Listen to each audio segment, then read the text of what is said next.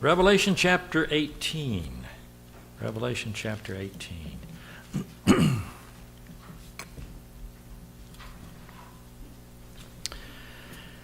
And let's read verses 1 through 4.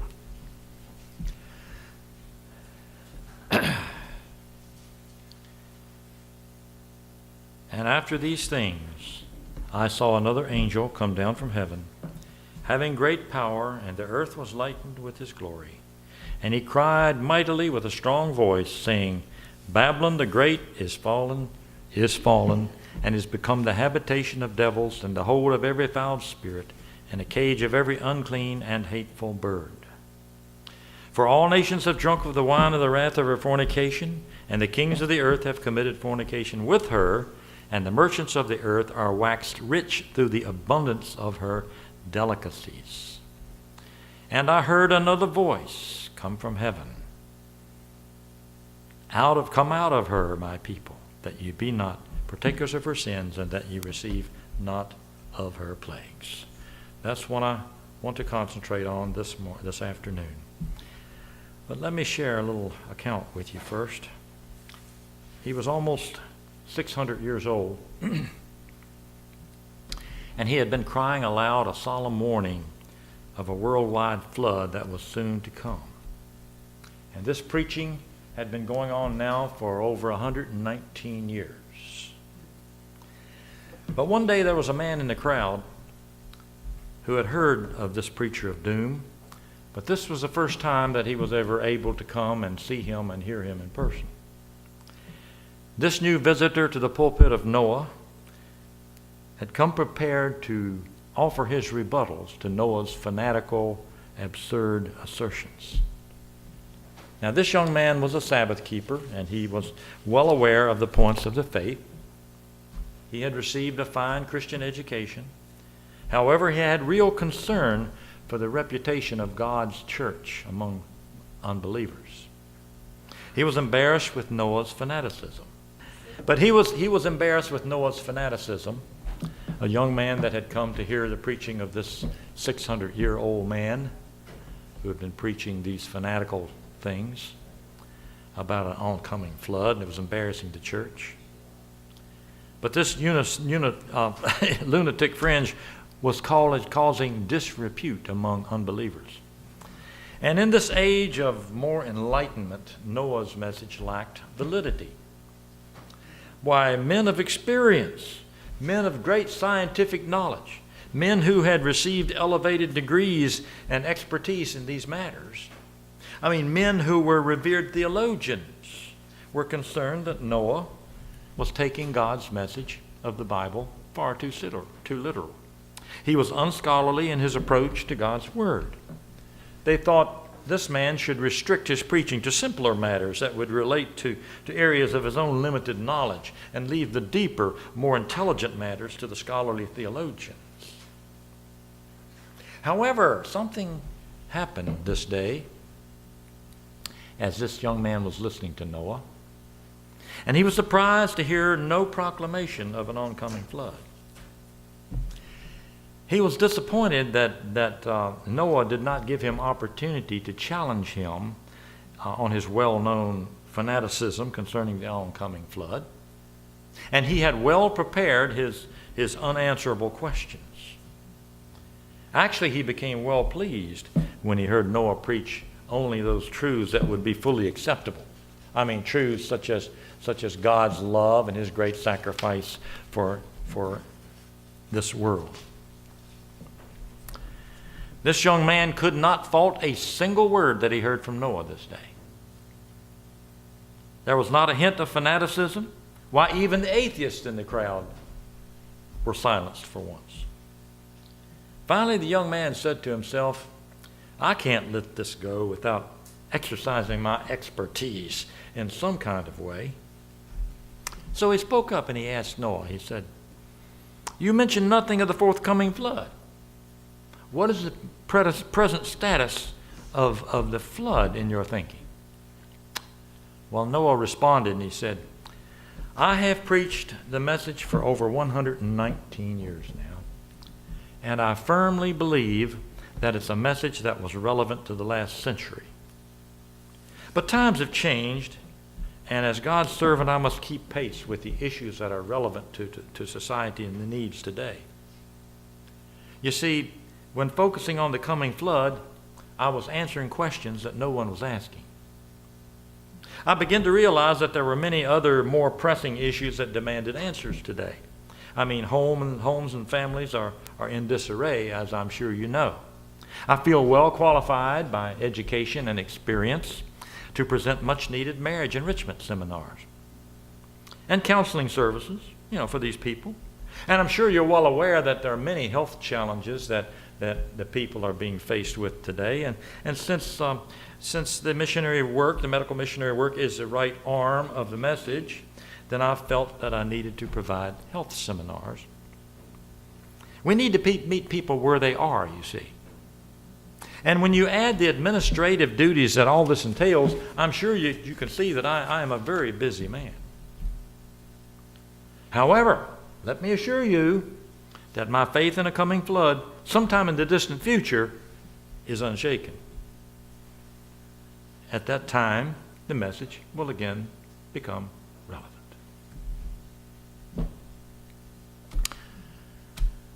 Well, the question we must ask ourselves: was this hypothetical Noah preaching truth, or was he preaching present truth? Or we might ask, was he preaching present truth, or was he teaching precious truth? Wasn't anything wrong with what he was preaching. One thing very clear, if Noah had adopted such a message by his silence on the most critical issue of the age, the soon coming flood, then he would be denying the most urgent message of the hour, wouldn't he? Well, as God's people today, we can't even in our wildest imagination conceive of Noah relegating the message of the soon coming catastrophe to the category of irrelevancy, could we? And instead preach other messages of precious truth, but not in context of the most urgent information that people need.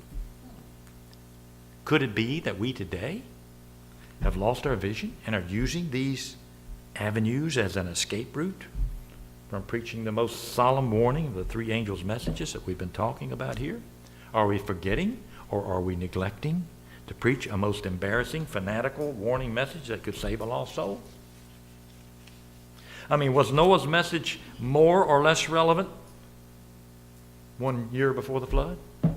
Just 1 year before the flood. He says he was in his 119th year, didn't he? Is it more relevant or less relevant than a year before the flood? Is our loud cry message less relevant today than it was, say, 150 years ago? Is a loud cry less relevant when the families, units have lost their identity, not to mention the warped, satanically inspired confusion in regard to gender? Is a loud cry less relevant when the leaders, or want-to-be leaders of our country, act like spoiled children and possess crude and perverted characters, those more interested in lining their pockets than in the interest of the people? Is a loud cry less relevant when this country is rapidly sinking to the bottom of decency and rapidly ascending to the top of immorality? A complete disregard for human life in the womb or otherwise? Is a loud cry less relevant when our own churches are becoming fragmented into rebellious independent units, conferences, unions, divisions? Mrs. White says in Review and Herald article, she said, unless the churches are so organized that they can carry out and enforce order, they have nothing to hope for in the future. They must scatter into fragments. That was Review and Herald, August the 27th, 1861. Is the loud cry less relevant when the supposed successor of the Apostle Peter is meeting with world leaders, pressing for Sunday legislation and rallying the evangelicals to come home to mother? He has also made it very clear that the Protestant Reformation is as much, if not more, responsible for the massacre and persecution of Christians in the Dark Ages.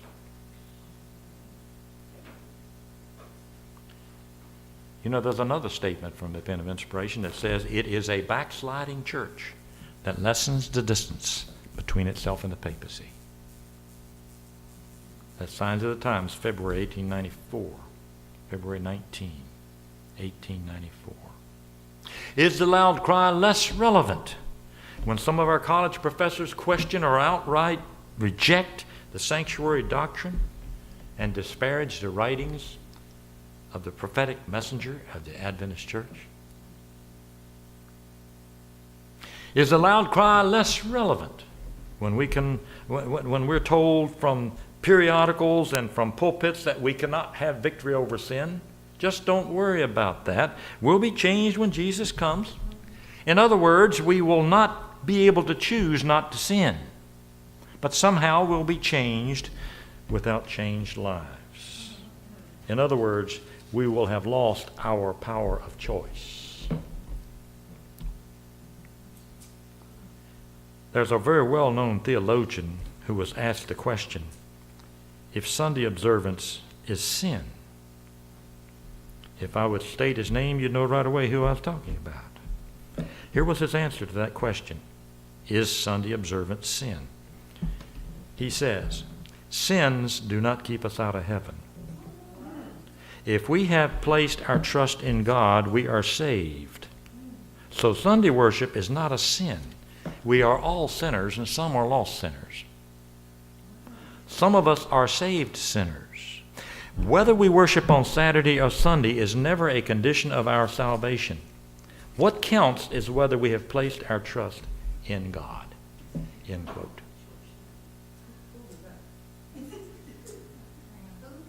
Need I mention the more multitudinous atrocities and disasters coming upon this world and the church?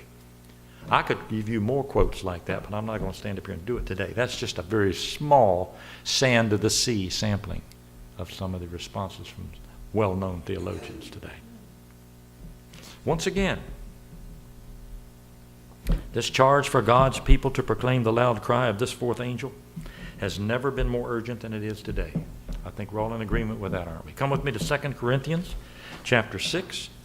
2 Corinthians chapter 6.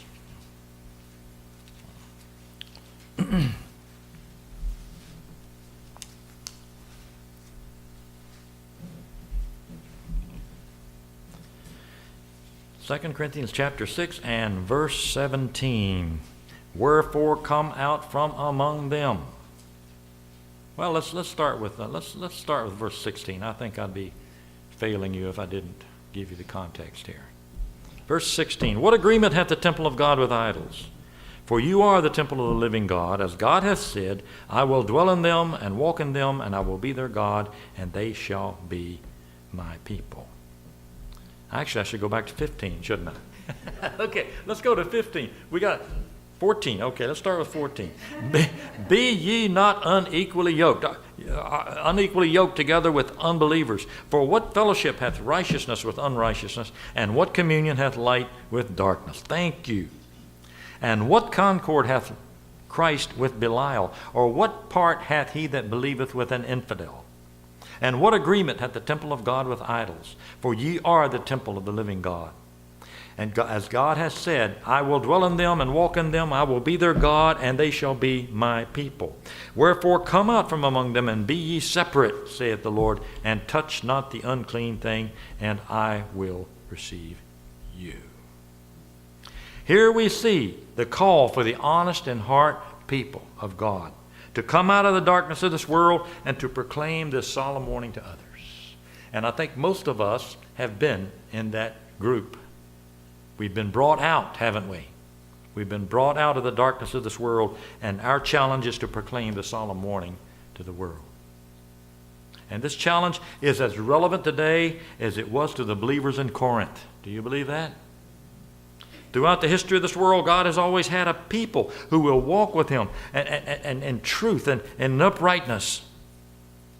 He will have a people who will be a mighty force for good and a highway for this world's lost people to chart their course for salvation. Jesus said in Matthew chapter 5, verse 13 and 14, he says, "You are the light of the world and the salt of the earth." God's plea has always been to come out of Babylon. I mean, you think of Ur, the land of Ur. Who was living in the land of Ur, the Chaldees? Abraham. In Genesis chapter 11, when the worship of the gods of Baal was practiced. And much more often than not, when God's people live in this kind of environment, they are influenced by idolatrous practices and they compromise worship because it's all around them. You put yourself in a position like that, you are more apt to be influenced by them. So the Babylonian influences evidently was so great that only Abraham and his nephew and family were the only ones who were untainted by it. So God's first call to come out of Babylon was addressed to Abraham in Genesis chapter 12, where he said, "Now the Lord has said unto Abraham, Get thee out of thy country and from thy kindred and from thy father's house and into a land that I will show you." Abraham's faith was so great that if you look at Hebrews 11, the great faith chapter, you find that there was great detail, extensive emphasis given to Abraham there and his divinity-led pilgrimage. In Genesis 31 now, Genesis 31, come back with me there. Genesis chapter 31.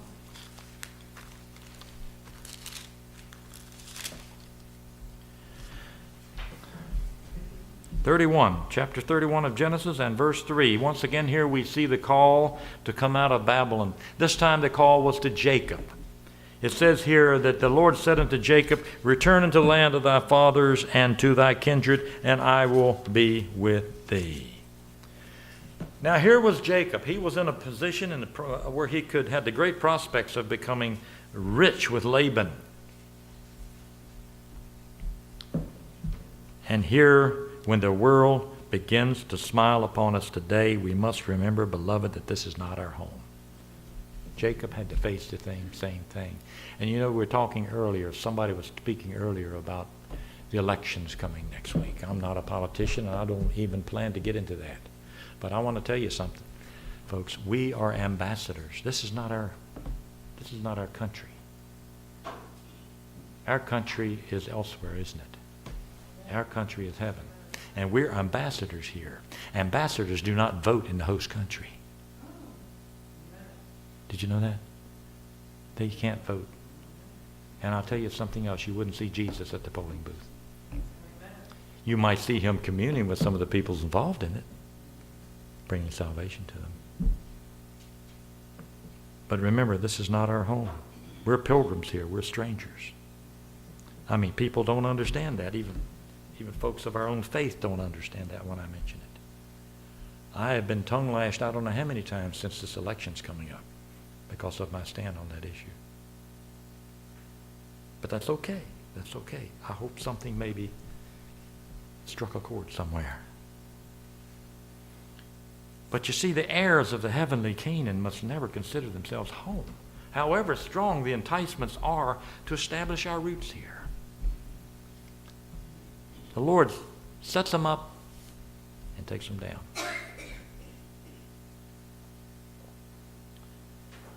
Then there was a third time when God's people found themselves in the midst of a false worship system. This time it was in Egypt.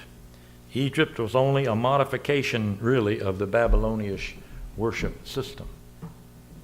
Egypt was the oldest center of civilization on the face of the earth. They were actually dwarfing other nations with its pyramids and its phoenix and rich architectural wonders are a major attraction for tourists. But more importantly, the Bible shows Egypt as it represents a false religion. Come with me to Exodus now, just a little farther over, Exodus chapter 3.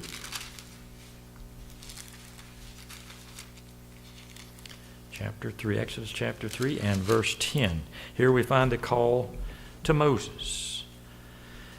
"Come now, therefore, and I will send thee into Pharaoh, that thou mayest bring forth my people, the children of Israel, out of Egypt." So once again, we see this call of the surrounding influences, the impression of God's people, we hear the call to come out. God has always called his people out of these situations. Then for the fourth time, 1,000 years later, God's people are found in Babylon because of their sins. Once again, God made a plea for his people to come out of Babylon. Come over with me to Jeremiah chapter 50. Jeremiah chapter 50.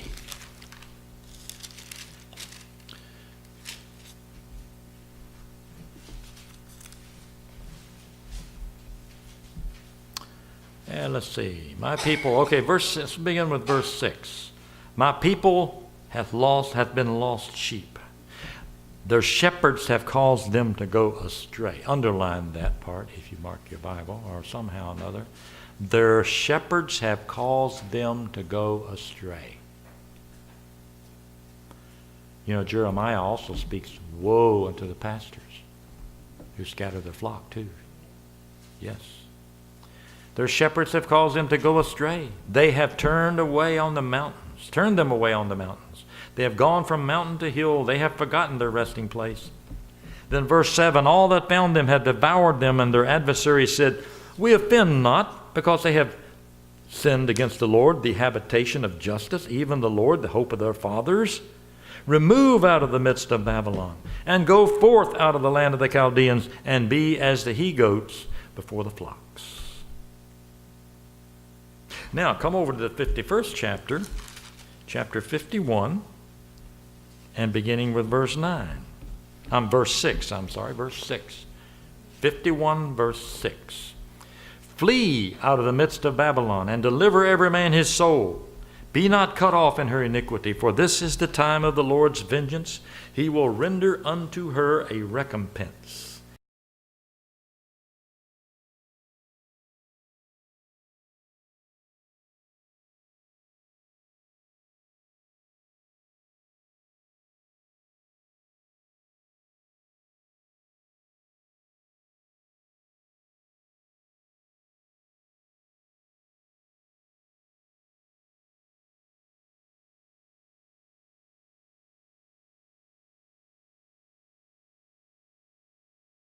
Verse 7, Babylon hath been a golden cup in the Lord's hands, that made all the earth drunken. The nations have drunken of her wine, therefore the nations are mad. Then verse 8, Babylon is suddenly fallen and destroyed. We read that earlier this morning, didn't we? Babylon is suddenly falling and destroyed. Howl for her, take balm for her pain, if so be she may be healed. Then verse 9, we would have healed Babylon, but she is not healed. Forsake her, and let us go every one into his own country, for her judgment reaches unto heaven and is lifted up even to the sky. Listen, beloved, God has a redemptive spirit toward his chosen people. He always did, all the way from the time of the early patriarchs, down to the time of ancient Israel, and even now down to the time of his remnant people, his last day remnant people. How long will his mercy extend? How long will his cup of mercy? There's coming a time where there will be no mercy. So today, beloved, as we are rapidly approaching the close of probationary time, God yet again urges his people to come out of Babylon. Spiritual, mystical Babylon. And this is the last call before he brings an end to it all and leaves the most holy place, locks the door, and returns to take his people home on that 7-day journey. You remember there was silence in heaven? For how long? Half an hour. 1/48 of a 24-hour day. It comes up to about 7.5 days. This call is recorded by John the Revelator in the 18th chapter here. And let me assure you that this call is intended for those caught up in the spiritualistic, mystical exercises of the false churches and its daughters. But it's also most urgently for those today who are caught up in the deceptions of the new theology, teachings, and the spiritualistic exercises that are deeply seated within the God's appointed end-time remnant church. And I heard another voice from heaven saying, Come out of her, my people, that ye be not partakers of her sins, that you receive not of her plagues. The urgency of this message, beloved, back here in Revelation 18 again. The urgency of this message is greatly emphasized by an angel with great power. And he is crying mightily with a strong voice, warning of the vultures who are prepared to pounce upon and feed upon the remains of those dying in the sins of mystical Babylon. Do we have our own professed remnant folks who are dying in the sins of mystical Babylon and don't even know it? Mystical Babylon is described here in Revelation 18 as the hold of every foul spirit. Now, there's an interesting thing that's going to happen to some of these folks. 2 Thessalonians, come with me to 2 Thessalonians.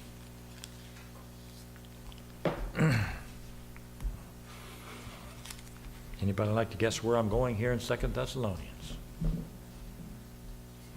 Chapter 2. Chapter 2. Okay, Chris got it. Beginning with verse 8. And then shall that wicked be revealed, whom the Lord shall consume with the spirit of his mouth, and shall destroy with the brightness of his coming. Even him whose coming is after the working of Satan, with all power and signs and lying wonders, and with all deceivableness of unrighteousness in them that perish, because they received not the love of the truth, that they might be saved.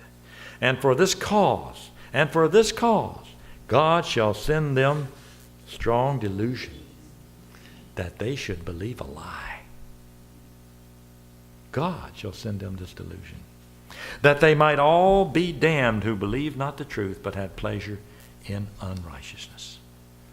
Oh, beloved, the delusions of the arch deceiver will entrap many professed believers who complacently feel safe within Adventism as they continue espousing the false doctrines and practices of the mystical Babylon.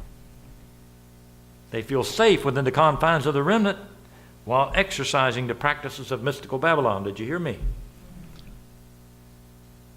These have not forsaken the errors of the beast church and its daughters, from which many of them came.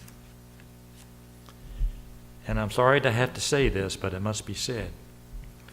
Many of these leaders are in high places within the structure of the remnant church.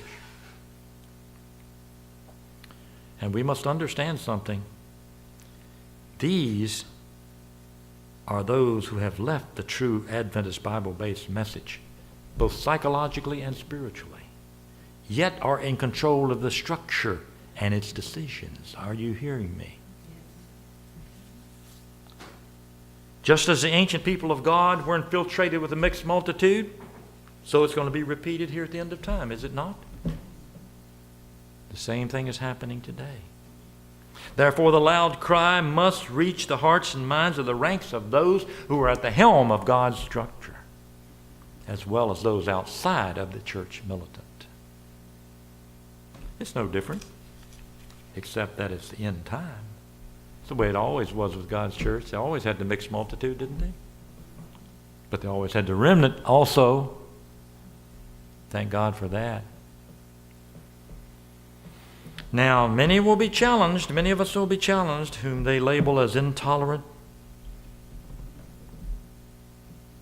and may claim that they can safely embrace these erroneous errors. Of course, they wouldn't call them erroneous errors and practices.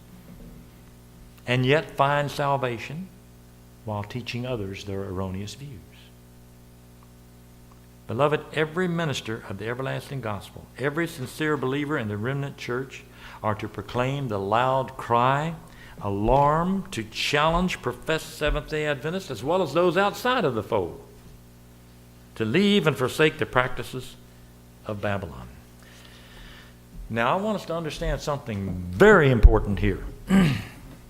God's true believers, those who constitute the true remnant church, will never become Babylon. We have sound counsel to this effect. But now listen closely. Many of its members, as well as its leaders, have fallen prey to Babylonian practices, these deceptive, alluring practices. Therefore, within our beloved structure, we find today a mixed multitude. What do we do about it? What do we do about it? Only God can do it. But he has his way of using each one of us individually too. So the final plea, or the loud cry, will be given to those who keep the commandments of God and the faith of Jesus, very clearly stated in Revelation 14:12. And you cannot have one without the other. The commandments of God and the faith of Jesus. They're one. No message will affect more decisions for Christ than this one. So, beloved, in summation, these four great pillars of our message that will be preached into all the world. Beloved, this is the everlasting gospel. It is the message that presents the loving law of God as we fear him and respect him. God's intercessory ministry in the heavenly sanctuary, the state of the dead, all of this verifies the state of the dead, you know. I mean, the judgment hour has come when you think about it. If the judgment hour has come, the state of the dead becomes very clear when you understand that. The true Sabbath worship, we have nothing of which to glory. It all belongs to God. Give glory to God. Also, Babylon is fallen. The warning of the beast, its image and its mark, and the final cry to come out of Babylon. Now, beloved, before God's people can proclaim these great messages to the world, we not only need to know them, but we must have them internalized in our hearts and our minds through the power of the indwelling Christ. Isn't that true? I mean, only those who accept the full truth of God that God has given us for this time can be candidates for the kingdom of heaven. Many will give their lives for these truths. They will not surrender them, even in the face of death. It's happened before. It's going to happen again. Where will you stand? Where will I stand? I cannot know. The only thing I know is I'm hoping and praying that God will give me the strength now for the minor persecution, that when that time comes, I will be ready to stand, and that you will be ready to stand even in the face of death.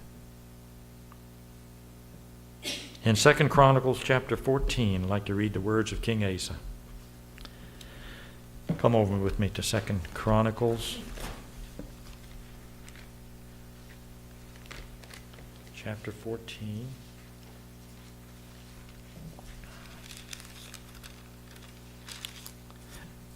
And verse 11.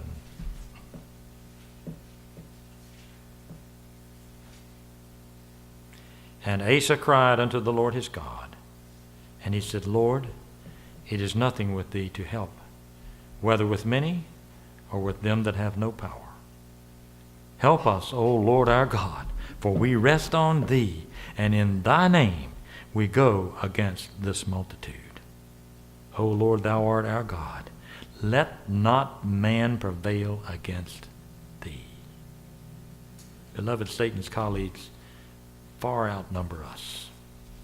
But if every one of his colleagues focus their attention on you as an individual and try to cause you to sin today, their combined efforts would not be sufficient to force you to deviate 1 inch from your straight and narrow way.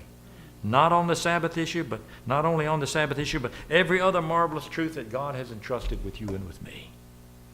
If your life is fortified with the power of the Spirit, and if you rest in God.